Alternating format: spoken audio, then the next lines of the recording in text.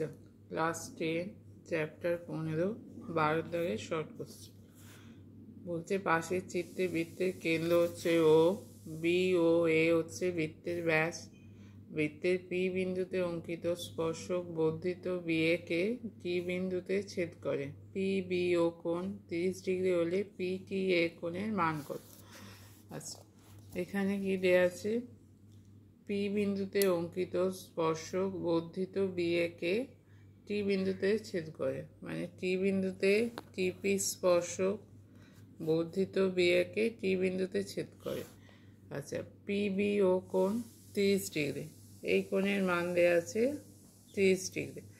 আচ্ছা, ওপি আর ও বি বৃত্তের ব্যাসার্ধ, তাহলে পিবি ও কোণ 30 ডিগ্রি হলে ও পিবি কোণ হচ্ছে 30 ডিগ্রি হবে। তাহলে এখানে পিবি ও কোণ সমান ওপিবি কোণ, পিবি ও কোণ সমান ওপিবি কোণ সমান হচ্ছে 30 ডিগ্রি। তাহলে এই কোণটা হচ্ছে 30 ডিগ্রি। আচ্ছা, এবার ওপিটা বৃত্তের ব্যাসার্ধ, পিটি স্পর্শক, তাহলে ওপি পিটির ওপর লম্ব, তাহলে স্পর্শবিন্দুগামী ব্যাসার্ধ স্পর্শকের ওপর লম্ব হলে এই কোণের মান হচ্ছে 90 ডিগ্রি। তাহলে ও পিটি কোণ হচ্ছে 90। তাহলে এখানে ওপি পিটির ওপর লম্ব, ওপিটি কোণ হচ্ছে 90। আচ্ছা, এবার আমি বড় ত্রিভুজটা নেব বি পিটি। এই ত্রিভুজে এই কোণের মান 30, বিপিটি কোণের মান হচ্ছে 90 প্লাস 30। তাহলে বিপিটি কোণ ওপিটি প্লাস ওপিবি সমান 90 প্লাস 30 120 ডিগ্রি। তাহলে এই কোণটা হচ্ছে বড় কোণটা 120 ডিগ্রি, এই কোণটা 30। তাহলে এই কোণের মান কত? 180 থেকে এই দুটো কোণের যোগফল বাদ যাবে।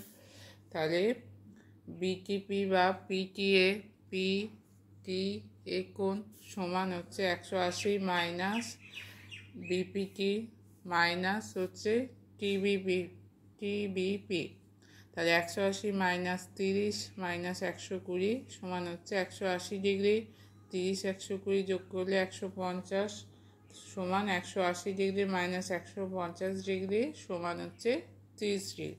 তাহলে এই কোণের মান হয়ে যাবে 30।